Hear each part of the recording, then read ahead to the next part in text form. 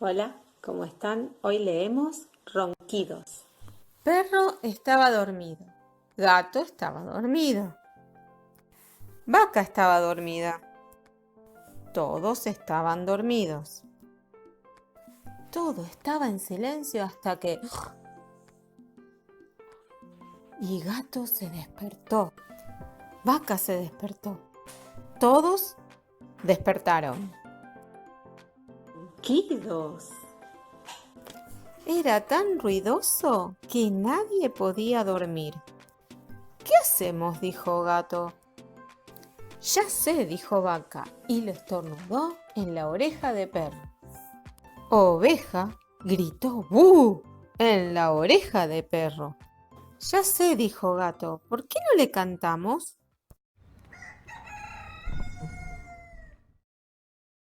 Perro se despertó sobresaltado.